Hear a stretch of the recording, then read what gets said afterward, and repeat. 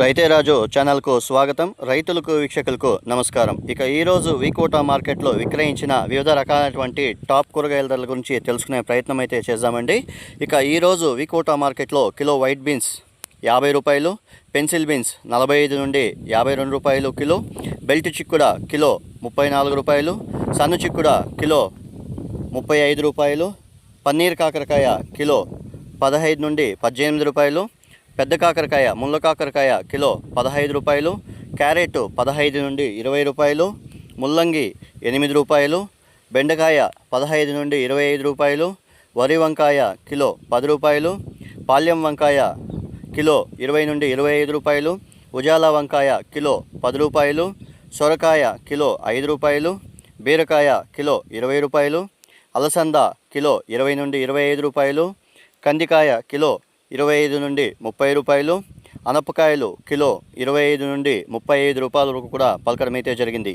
ఇక పచ్చిమిర్చి విషయానికి వస్తే కిలో పచ్చిమిర్చి వచ్చేసి 45 రూపాయల నుండి 52 రూపాయల దాకా కిలో పచ్చిమిర్చి ధర అమ్మింది.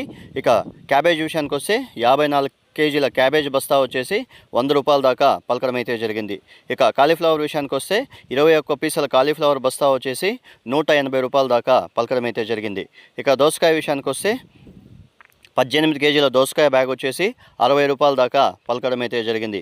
ఇక బంగాళాదుంపల విషయానికి వస్తే 44 కేజీల బంగాళాదుంపలు ఉర్లగడ్డల బ్యాగ్ వచ్చేసి 600 నుండి 700 రూపాయల దాకా పలకడం అయితే జరిగింది. ఇక టమాటో విషయానికి వస్తే 15 కేజీల A1 గ్రేడ్ టమాటో వచ్చేసి MCK మండీలో 120 రూపాయల దాకా పలకడం అయితే జరిగింది. Sweet corn A1 grade sweet corn వచ్చేసి 8 రూపాయలతో ఉండి 10 రూపాయల దాకా పలకడం అయితే జరిగింది. ఇక యాక్షన్ విషయానికి వస్తే ప్రతిరోజు వీకోటా మార్కెట్లో 3 గంటలకు యాక్షన్ అనేది ప్రారంభమవుతుంది.